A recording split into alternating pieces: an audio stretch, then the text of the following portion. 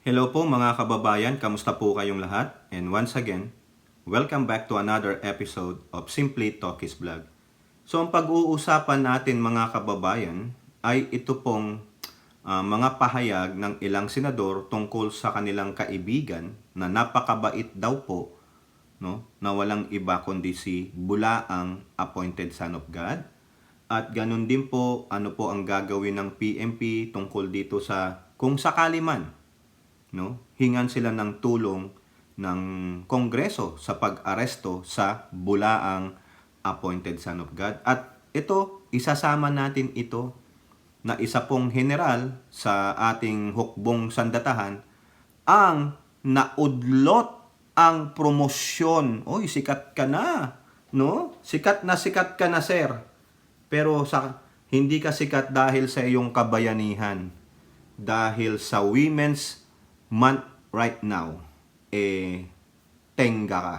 No? Pero bago po tayo magpatuloy, tayo po ay magbibigay pugay at pasalamat sa lahat ng ating channel members, followers, subscribers, nagla-like at nagsishare ng ating mga videos. Ganun din po sa mga nagbi-video replay.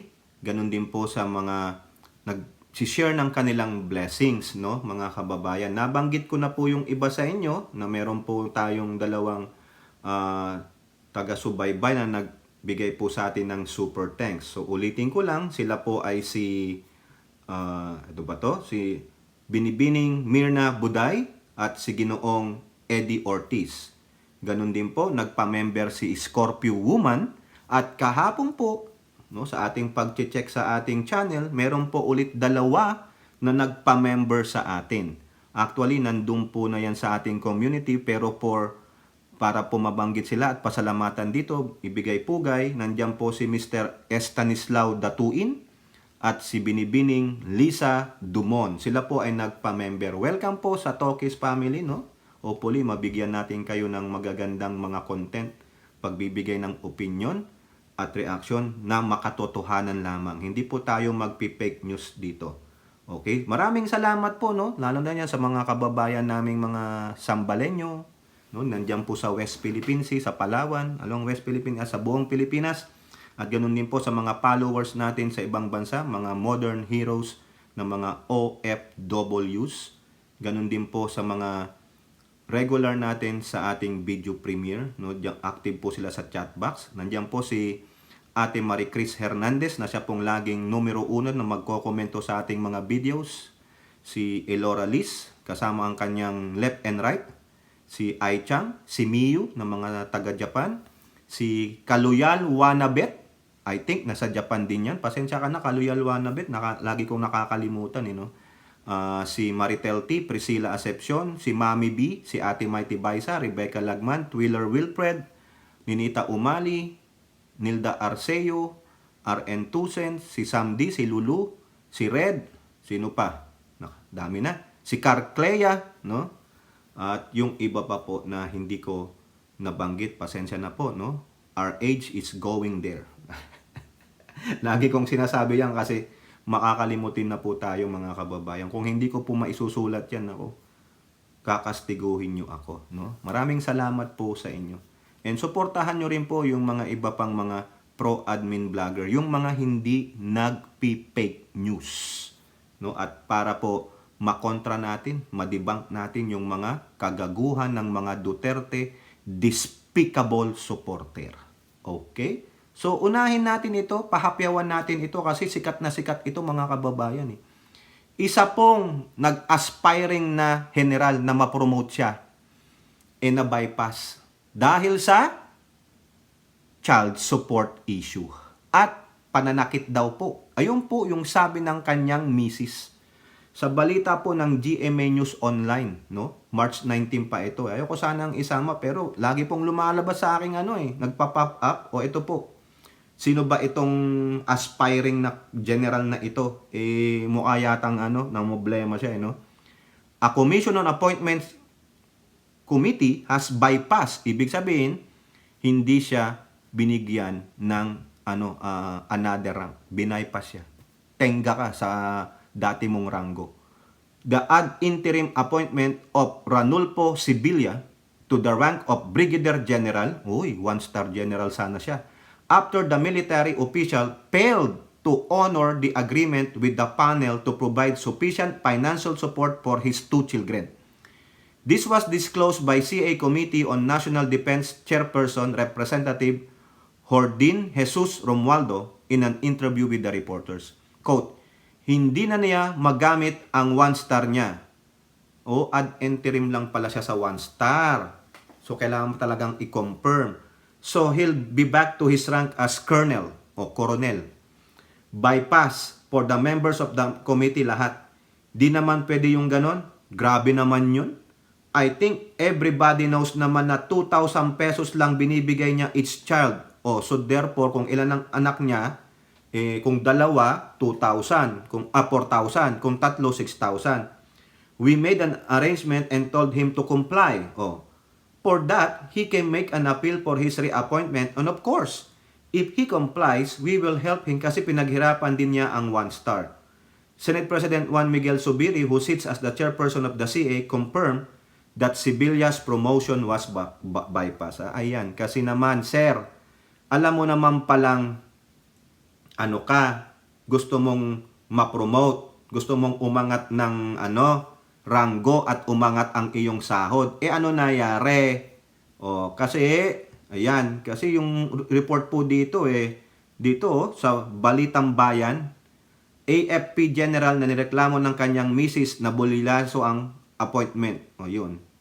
Yung balita ko dito, nananakit pa to ng misis Kung totoo man to During the CA committee hearing before the interview, Romualdo scolded Sibilla for supposedly lying. Ay, nagsinungaling ka pa, sir. Hindi magandang halimbawa ngayon yan sa record mo. Paano ka pa ipropromote ng Pangulo? Kasi Pangulo po itong pipirma dito Pag yan na-appoint na, ano na lang yan, ganun na lang. Pag nakapasa sa appointments, ganun na lang yan. Paano na to? May bad record ka. Colonel Sibilla, hindi ka na pwedeng tawaging general. Colonel na lang. For supposedly lying about the amount of financial support that he and the panel have agreed upon in executive session last week. Nag-executive session naman na pala kayo. Diba?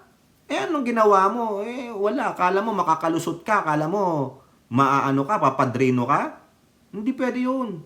Senator Hontiveros had said during the hearing that the agreement was to formalize with the AFP the agreement to automatically send half, kalahati ng sahod ni Sibilla, to his estranged wife every month. Asked by the senator if this agreement had been complied with, Sibilla said, hindi po ito ang nakarating sa akin. I was just told to offer. But if the committee so desires, I am willing to submit to that dahil alam ko naman po para sa mga anak ko. I am willing to change the letter that I wrote immediately after this just to comply with that. But honestly, Your Honor, I was not totally informed that amount. I was just told to offer an amount and I was not informed if the amount is already enough. Pero kinontra po siya dyan ni Representative Romualdo. But Romualdo refuted Sibilla's claim that he was not totally informed about the amount. Sinungaling. Hindi daw siya na-inform ng ganong usapan na dapat kalahati ng kanyang base pay ang ibigay doon sa kanyang ex-wife as support. Sinungaling. Ano sabi ni Romualdo? Hindi yan. That he was not totally informed. Nag-usap man tayo, sabi niya, from 65 to 50. Gusto mo nga in writing yon. Sabi mo nga 50. Tapos sabi mo hindi mo kaya hanggang bumaba ka pa nga ng 30. We mentioned the amount. Please, wag ka naman magsinungaling. Tinutulungan na nga kita. Ayon, huli ka. Tingnan mo. You are appealing. Di ba nag-a-appeal ka sa kanila? Napagbigyan ka. Nag-executive session pa kayo. But you are so defiant. Kala mo mahihimas mo. Makakapaghimas ka? Hindi. General ka pa man din. Opisyal ka ng ating AFP, pero ganyan ka? Nasaan ang honesty? Di ba? General Browner Chief? Tingnan mo tong isang sundalo natin, Ako reserve officer Dapat nga titingalain kita, susundin kita. Now, how can I serve with you? I cannot trust you anymore because you are a liar. Ano ka, oh? Nilabas yung katotohanan dito ni Representative Romualdo. Nag-usap kayo ng executive session. Binasa ko kanina dito. Di ba? Huwag kang magsinungaling, General. Kaya ngayon, balik ka yan. Dapat lang sa'yo. Huwag ka nang ma-appoint. Huwag ka nang mabigyan ng 1 star. Huwag ka nang mag-reapply kasi markado ka. Kakahiya. Wala kang moral, ascendancy. Sinungaling eh. Diba? In an attempt to salvage his promotion, Sibilya responded to Romualdo that he is willing to submit to the agreement to give half of his base pay to his strange wife. If I heard you wrong, Your Honor, I submit to that again. I am sorry because I really understood was the amount was 30, but again, I am very much willing to submit to that agreement and immediately I will do that, Your Honor. O, tignan mo, tinagpakumbaba ka. Kaso, too late to be a hero ka. Sibilya said his current base pay is around, current base pay niya, mga kababayan, 136,000 pesos. And he is very willing to give 50,000 of it. Ano nangyari sa 86? Kalahati, hindi pwede yun. Diba? Kung walang trabaho si Mrs., paano niya suportahan yung sarili niya saka yung dalawa niyang anak? Paano mga insurance niyan, education niyan? Pasensya ka.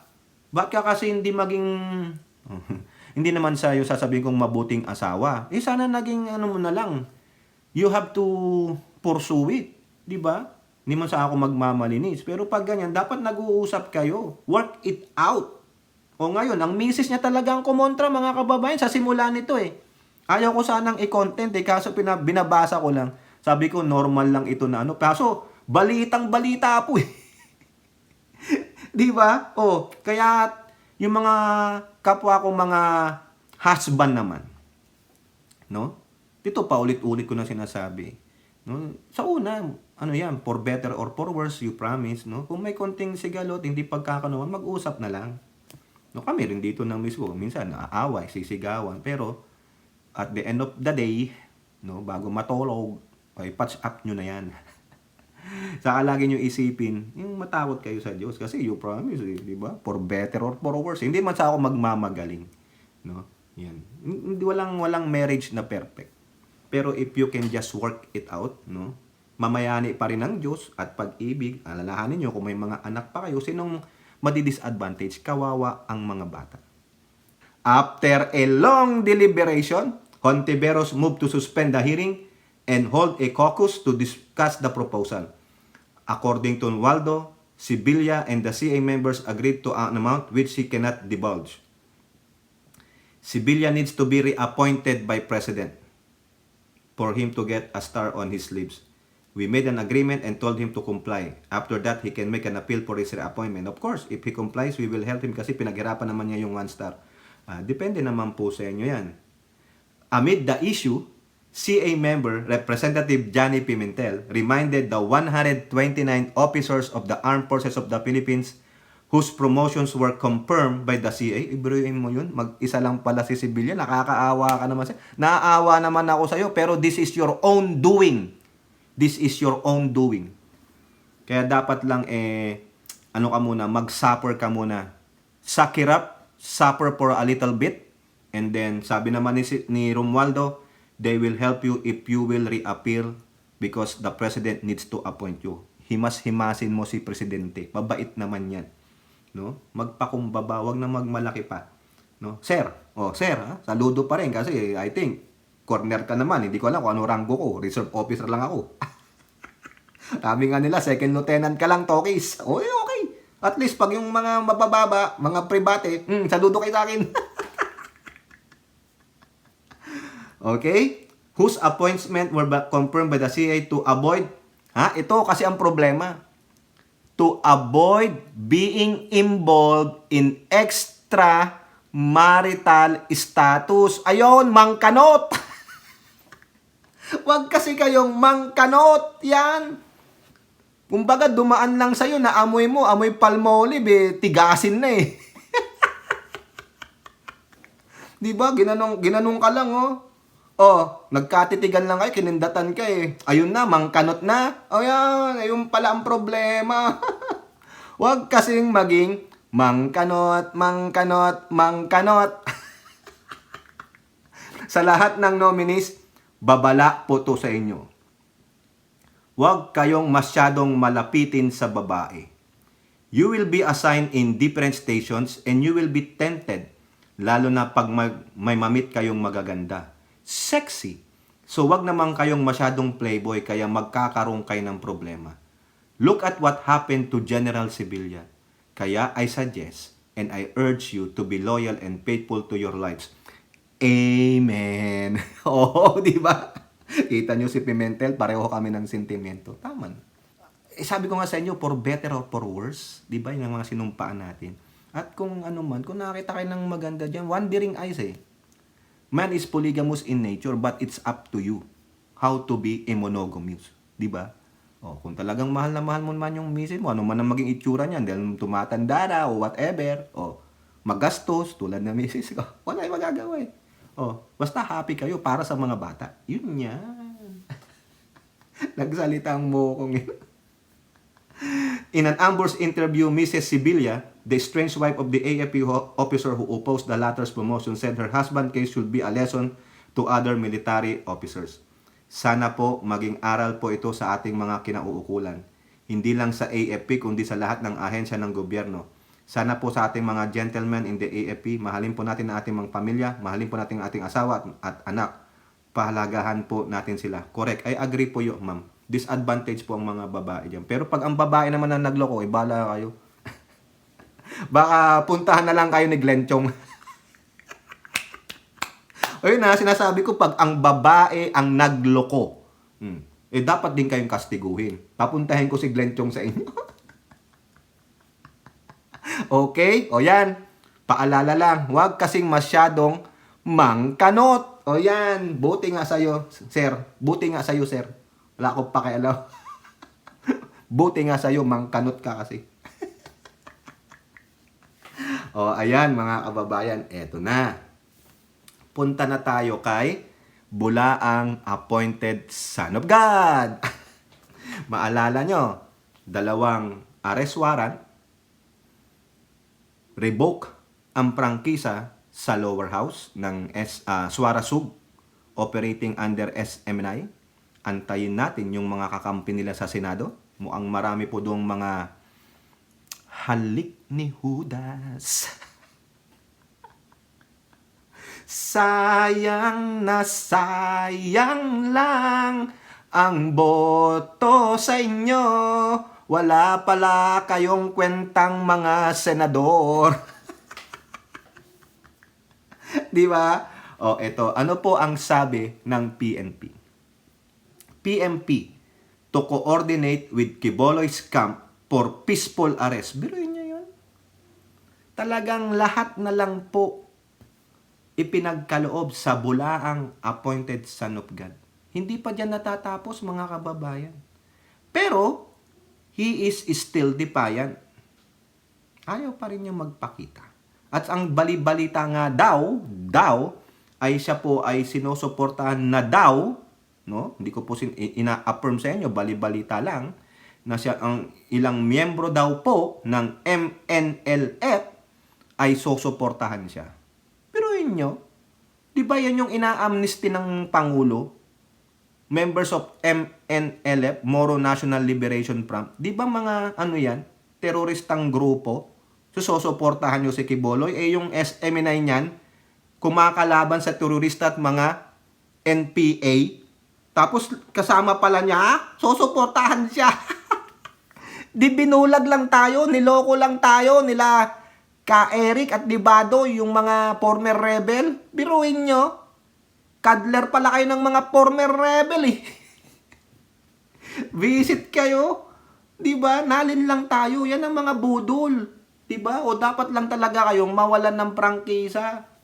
Ang tuwang-tuwa diyan sila Castro at Brosas. Pero mga kababayan, hindi mawawala yan until na isama yung pagpapatigil sa kanila sa pagpapalabas sa mga social media accounts nila. Ang dami niyan. Facebook, YouTube, Twitter, Twitter yung X account, X, di ba? At saka mga TikTok, di ba? Hindi pa rin sila matitigil diyan. Yun nga lang, wala sila sa ere sa telebisyon at radyo kasi walang prangkisa, walang airwaves. Okay? Itong pulis, biruin nyo, ang pulis, talagang pagbibigyan pa siya. Hindi siya gagamitan ng dahas kasi sabi, peaceful arrest. Kasi sabi ni Quiboloy, ako ay napapaligiran ng mga green at itim na mga langgam. Anong ibig sabihin nun? Mga green beret, saka mga black commando, napapaligiran siya. Tibay mo Quiboloy, Kaya pala siguro, baka tama yung sinasabi nung apo mo dun sa second to the last hearing ni Hontiveros na ikaw ang distributor ng mga baril ng mga Duterte. Di ba? Ano yon? Green and black? Si Man Red Kala mo Quiboloy, ikaw lang ang may langgam, Meron din ng meron din ng PMP. Avengers naman ang kasama niyan. Avengers! Ano sabi ni Captain America? Avengers! Yung tinawag niya, Avengers form, di ba? Para bang Voltes 5 yan. Let's bolt in! Tenenen, tenen, ten, ten, Di ba? Ano gusto mo? Voltes 5 o Voltron? Defender of the universe. Ay! Naku, kakampi ni Quiboloy si Voltron. Di ba? Sabi ni Quiboloy, ako ang may-ari ng universe. So therefore, ang bantay ng universe kasi si Voltron, yung lion, ten, ten, tenen, ten, ten, tenen, rah! Di ba? Ganun ang tugtog nun. Pero ang gustong-gusto ko si Voltes 5. Tan tan tan tan tan tan tan tan tan tan tan tan. Ayaw kong awitin kasi baka makopyright tayo. Tan tan tan tan tan tan tan tan tan tan tan tan. Voltes 5, 5 sila. Bumili ng mantika. Ay, ewan ko. Yung mga pinapanood namin noon, Dimos! Mazinger Z. Tapos dumating na yung baka naman pati si Shider kakampi mo Quiboloy. Time, space warp. Ngayon din. Ano na Quiboloy? Putragis ka. Ang dami mong kakampi. Pati time, space warp ng kalaban ni Shider. Pero hindi mo makukuha ang bioman. Pink pipe! Di ba? Di ba ganun si Pink Pipe? Pink Pipe! Ay, ang kulit mo, Tokis. Napahaba na naman tayo. Hindi, pinapatawa ko lang kayo para hindi kayo mabore. No?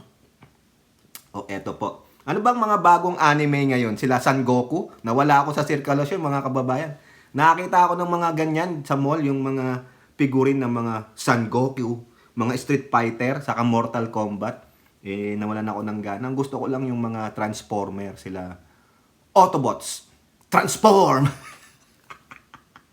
Si Optimus Prime.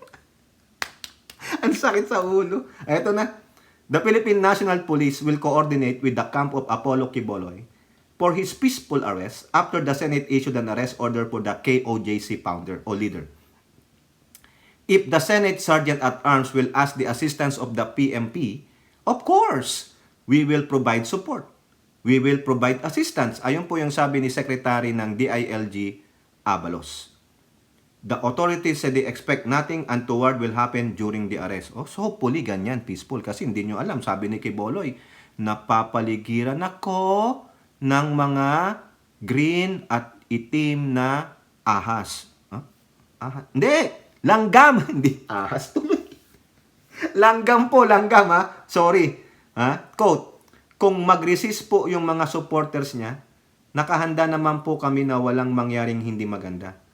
Ang regional director namin, kakausapin niya ang side ni Pastor Quiboloy na maging peaceful ang effectivity ng arrest dahil ito po ay for him lang naman to appear sa Senate hearing. Sabi ni Police Major Catherine De La Rey, spokesperson Police Regional Office 11. I think sa Davao ito no?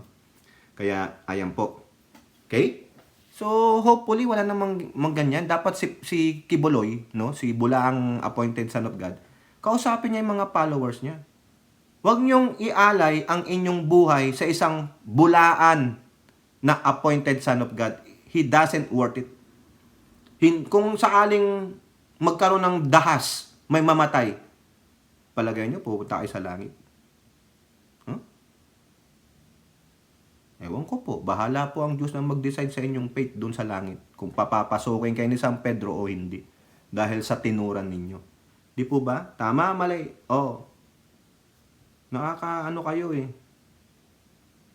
Okay? So ito pa. Ito naman ang sabi ni Bato dito. Basahin natin. Ha? Dito po, sama na natin to para hindi tayo magbukas pa ng ng iba pang article. Pero siguro kung meron pa doon sinabi sa Bato sa isang article, babasahin natin. Meanwhile, Senator Bato de la Rosa said he is ready to provide assistance in serving the warrant arrest to the man he considered a friend, saying he believes Quiboloy would not resist. The most he can do, magtatago kung ayaw magpahuli. Pero mag-resist, makipagyera sa gobyerno, that's far from how I know him. Hindi siya violente na tao. Oy, Bato, napakinggan mo ba yung kanyang ranting, yung una niyang nilabas na audio? Ha? Di ba? Sabi niya, mangyari na ang mangyari, pero titindig ako sa karapatan ko. Palagay ninyo. Kayo, sinabi niya yun, ha? Mangyari na ang mangyari. Titindig siya sa karapatan niya. O ngayon, nilabasan siya ng warrant of arrest. Sa palagay mo, kung yan magiging defiant, it will be a bloodshed. Oo. Sabi ko sa inyo. Kaya tama lang itong ginagawa ng pulis at ng ating gobyerno. Even though sabihin na natin, very privileged naman yung Quiboloy na yan. No? Sobra ang binibigay sa kanyang pagkakataon. Pero pag ordinaryong tao lang yan, na dekwat na yan. O di kaya, nanlaban na lang yan. O, wala na. Sabi nga nung iba, manlaban ka na lang daw. Bula ang propeta ng Diyos. Ha? Pero sabi ni Bato, naniniwala naman daw siya na hindi naman daw ganon yung kanyang kaibigan. O, biruin nyo. Mga senador ng bayan. Di ba? Senador ng bayan yung mga yan, mga kababayan. Kaibigan nila yung ito. Kawawa naman yung mga biktima nito, no? At nung mga kasamahan nito, no? May mga senator tayo na mas kakampihan pa ito kaysa dun sa mga biktima. Buti na lang may isa na binasa, inintindi, pinag-aralan yung sinabi ng mga biktima, ni-retract niya. Ayun ang may prinsipyo. Pero itong mga kaibigan ni Boloy, dahil matagal na silang magkaibigan, mabait daw, feeling nila, wala siyang kasalanan, hindi na po nila inintindi yung mga sinabi ng biktima. Magtatago? Oh. Sabi nga dyan sa report, tatago na lang daw siya ng mga Duterte. Abang, magaling palang magtago ang mga Duterte, no? Siguro expert kayo sa larong taguan, no? No, yung taguan sa ilalim ng bilog na buwan. Di ba? De la Rosa said he is willing to give Quiboloy a protection. Biruin nyo, senator, magbibigay ng protection sa isang allegedly criminal. What does it tells you? Tulad na sinabi ko sa mga previous vlog ko, these senators siding with this alleged criminal are only there to be a senator for a particular person or group. They are not representing the whole Filipino nation. They are self-serving.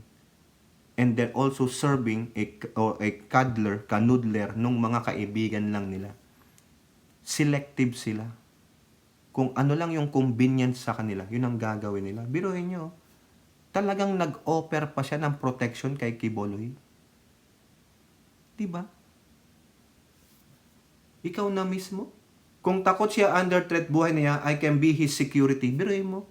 Senator ka ng bayan, magiging security guard ka ng isang alleged criminal. ano tingin namin sa'yo? Nagsa-sideline ka kay Quiboloy? Dapat tanggalan kayo ng sahod. Dapat talaga mga kababayan, we have to make a petition that this kind of senator should be removed from the Senate. Palitan sila. Dapat merong ganyan sa Constitution, hindi lang yung impeachment, yung presidente, vice-presidente, yung sa mga korte, saka sa ombudsman. Di ba? Dapat sila rin taong bayan na Dapat may pagkakataong ganun because we are fed up with this kind of people. Instead, na nandun lang dapat sila sa legislative, gumagawa ng batas, no? Tumutulong sa mga totoong na dapat tulungan, hindi tulad nitong alleged criminal na to that he doesn't have the yung bang pace o yagballs na humarap sa both houses of Congress. Ano kinakatakot niya? Di ba nga? Sabi nga ni Remulla yung flight is a sign of guilt. Yung pagtakbo mo sa batas is a sign of guilt. I-apply natin kay Quiboloy. Tapos, sabi ni Bato, I can be his security. Just for him, just for him pa. To be physically present at the hearing. I'm here so no one can kill you. Yan. Di ba? Sabi nga dito sa politiko, haharangin ko lahat. Bato de la Rosa volunteers to secure si Boloy. So, haharangin lahat ni Bato. Kung siguro may mag-assassinate sa pamamagitan ng bala, harangin niya. Kasi hindi siya tatablan ng bala Ha? Bakit? Bato siya Titilamsik lang yung bala. Para siya yung isa sa mga karakter sa Fantastic Four. Yung bato-bato doon. O, di ba? Di ba? One-man security daw siya, mga kababayan. Yan ang sabi niya. Nakita nyo yung mga kapal ng mukha nito?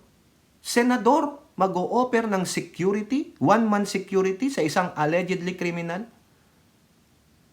Hindi ba kayo nahihiya niya? At hindi nyo rin ba iniintindi kung ano na lang ang magiging president niyan sa mga susunod pa ninyong mga hearing? Di ba? Hindi na po kagalang-galang ang Senado pagdating sa mga hearing na ganyan. Because bakit? Kasi may isang tao na naging defiant sa inyo. Dahil sa malaking tao. Di ba? Kung yung isa nga dyan, umaten siya, sino ba yun? Si Gokong Wei? Di ba? Mayaman yan. Yung hiniring ni Rapi Tulfo. O bakit yun? Mayaman yun. Pero dumating doon. Pero si Quiboloy, kasi anak siya ng Diyos. Appointed son of God. Takot naman kayo, kaibigan nyo pa. Nakakagigil mga kababayan, no? Ayan, wala na. Kung ako dyan sa mga resource person ay patawag nyo ba to? Rapi Tulfo, sino man magpa-hearing? Hindi ako atin.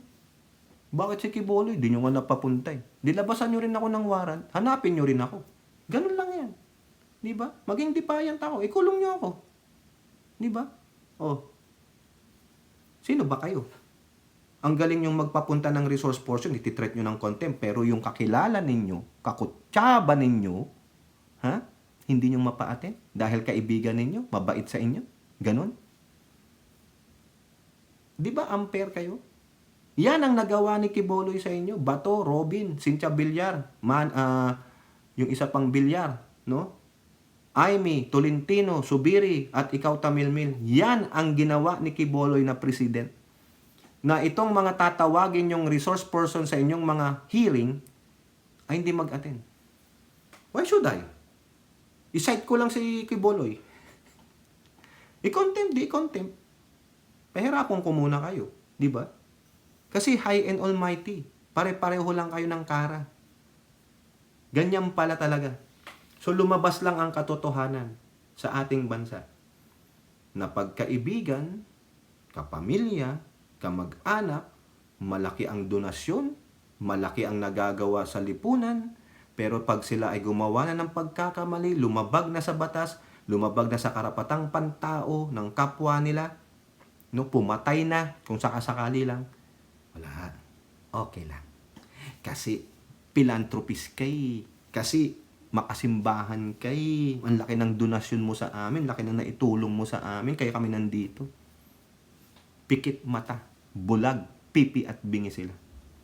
Ulitin ko, biruin mo. Isang senador nag-alay ng one-man security para sa isang alleged criminal. Ito pa isang senador. Talaga ito, bobo talaga ito. Ito, one and done na ito. Sinasabi ko nga sa inyo, kung pwede lang mag-petition talaga sa COMELEC eh. No? O kaya sa Senado. Kaso ang pamunuan ng Senado, useless. Nothing but a useless. Diba? Ito, yung talagang, siya ang talagang unang-unang kumontra dyan. Si Wonderful Tonight. No? He did it his way. Lahat na lang ginawa niya, but wala. Nothing to avail. No? Robin Padilla to Quiboloy, bring case to Supreme Court. O tingnan mo, nag-abogado pa. O after pag wala sa Supreme Court, ano susunod mong advice, Robin? Ba't hindi mo siya i-advise? Pumunta ka na po sa Senado. Kung wala po kayong tinatago, sagutin nyo lang po yung itatanong sa inyo ni Hontiveros.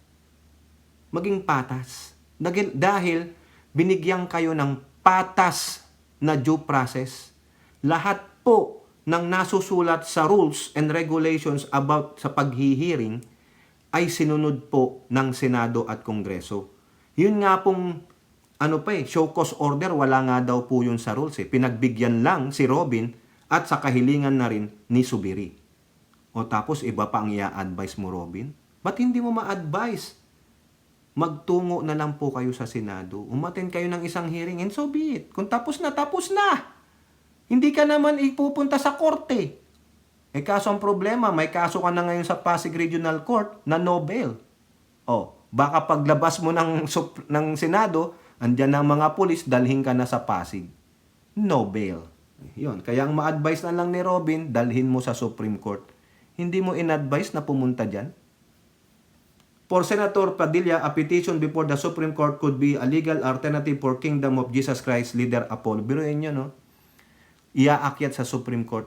Diyan lang sa katiting na bagay na yan dahil sa warrant of arrest. Ang tindi ni Quiboloy. Inaksaya mo na ang madaming oras ng sambayan ng Pilipino, Quiboloy. Pero, nasaan ka? Sige nga, pakita mo nga, nasa langit ka. Pakita mo nga yung doormat mong diamond. Diba? Tuwang-tuwa to, narcissistic, mga kababayan, misogynist, tong si Quiboloy. No? Para siyang yung psychopath na tuwang-tuwa pa siya pag siyang napag-uusapan sa mga kagaguhan niya. Parang pinaglalaruan niya po ang tao sa kanyang mga palad. Padilla made the statement after the Senate pushed through with the issuance of an arrest order against the religious leader despite his attempt to block it. Kita nyo mga kababayan, ha? Kita nyo tong mga to. Talagang hindi na makaulit ang mga ito. Sulat nyo na. Si Cynthia Villar, wala yan. Hindi natatakbo for re-election yan. Pero si Go, kung may balak man siya, huwag nyong iboto yan. Si Amy, kung may balak siyang mag-re-electionist, huwag nyong iboto yan. Si Bato, huwag nyong iboto yan. Yan ang mga re-electionist. Tapos si Robin, sa 2028, one and done yan. Si Villar, na lalaki yung anak, one and done yan. Tolentino, re-electionist, no. Masama lang, papasok ang dilaw. Yari tayo. Wala rin. Sino dapat? Oh. Ginawa po ng opisina ko ang lahat ng nasa rules at procedure ng Senate para mapangalagaan ang karapatan ni Pastor Quiboloy. Sana ganyan din ang binigay ninyong sa mga resource person. Yung hindi nyo sila binabastos. Yung hindi nyo sila sinasigawan. Yung hindi nyo sila ini-interrupt habang sila ay nagbibigay ng kanilang pahayag. Mga gago kayo eh. Walang matino na hearing sa inyo. Lalo na kay Rapi Tulfo. Sabat ng sabat. Piling niya, yung Senado, ginawa niyang extension ng Rapi Tulfo in action. Tapos siya pa ang magmamalaki. Kasi nga piling niya, high and mighty siya. Napakapalalo. Talipandas, hindi tulad ng kapatid niyang si Erwin Tulfo. Magkaiba talaga. Kaya kung ako, yung lalaban ng presidente si Rapi Tulfo, no way, no way. Walang mangyayari sa bansa natin. Gagawin niyang RTIA ang Malacanang. Magiging bossing-bossy yan. Baka maging malala pa kay Duterte yan. Pero kung si Erwin Tulfo ang tatakbong presidente, kung wala man, kung hindi si Gibo o si Speaker, ay iboto ko si Erwin. Di po ba? Oh. Nakita nyo, lahat na lang ginawa ng opisina ni Robin just to block it. Ayun po ang kanyang naging misyon. Wala siyang naisulat na batas. Yun ang misyon niya. Isa sa mandato niya na protektahan ang mga kaibigan niya. At ano pa, kung may nagawang pagkakamali. Ang nakikita ko po na legal na alternatibo para kay Kibuloy ay idulog po ito sa Supreme Court. Mga abala pa kayo ng trabaho sa Supreme Court. Mga walang hiya kayo. Di ba? O ayan, ganyan po sila. Kababoy, kabastos. Kakahiya. No? Nakakahiya talaga. Ito pang mga sabi ng mga ano nila, ng mga lawyer nila. Responding to the arrest order, Kibuloy's lawyer Melanio Balayan told GMA News Online, "We respect the decision of the Senate, but Pastor Kibuloy shall exhaust all available legal remedies to protect his constitutional rights, which should not be trivialized or taken for granted." Yakyat yun ng Supreme Court. Pamadaliin nyo. Pwede po ba, Supreme Court? Huwag nyo nang patagalin ito. Kasi justice delayed, justice denied to eh. In a separate statement Wednesday, Attorney Topacio, also part of Kibuloy's legal team, say they are now looking to the courts to clear the name of the religious leader. May kaso nga sa Regional Trial Court ng Pasig, saka sa Davao eh. All the matters pending before the House of Representatives, the Philippine Senate, and the Department of Justice involving or relating to Pastor Kibuloy have already reached their respective conclusions therein and are now either before the court or may be brought before them. But sadly, there are some powerful individuals who are hell-bent on persecuting him. O sino? Sino ang powerful individual na gusto na naman yung tukuyin? Pasasisi kayo eh. Tagal na yan, no? Ang tagal na yan. Di ba? Kaso yan. Tapos maninisi kayo sino ang powerful individuals. Alam na namin kung sino tinutukoy ninyo eh. Di ba? Nandun sa sinabi ni Kibuloy, dun sa kanyang audio rant. Di ba? Si Speaker at yung mag-asawang PBBM at FL Lisa. Yun lang naman eh. Di ba? Patunayan ninyo nang yung tatlong yon ay yung hell-bent on persecuting him. He is not being persecuted. Walang nagpe-persecute sa kanya, kaya wag niyong i-relate yan sa mga persecution ng mga mga apostol o si Panginoong Hesus. Iba ang persecution sa prosecution. Ang yabang-yabang ng inyong ng inyong kliyente. Hindi pala makaharap sa taong bayan. Wala. Paano kayo paniniwalaan? Eto lang, di ba? Iisipin ng tao na talagang gumawa siya ng pagkabalbal niya. Di ba? Kakaasar kayo eh. Nakakahiya mga kababayan. So, paano paniniwalaan yan na tele-evangelist? Nagbibigay ng salita ng Diyos, nangangaral, pero hindi niya masunod yung pinag-uutos ng pamalaan. Hindi siya law-abiding citizen. Paano yung paniniwalaan? Kaya maniniwala dyan. Hindi marunong gumalang sa batas. May mga biktima. Ba't ayaw dinggin yun? O, pumunta ka sa Pasig Regional Court. Wala kang bail doon. O, ba't di nyo mapuntahan yun? Kung sabi nyo, idulog sa korte. Ayun, no? May korte. Pasig Regional Court, di ba? Human trafficking, no bail yun. O, bakit nga hindi kayo makapunta? Pupunta nyo pa sa Supreme Court yun? Eh, wala pang ang desisyon doon sa Pasig Regional Court. Mga gunggong pala kayo eh. O, kayo po mga kababayan, ano pong inyong masasabi? Comment down below. And don't forget to like and share. Hope to see you on the next videos. Bye-bye. God bless.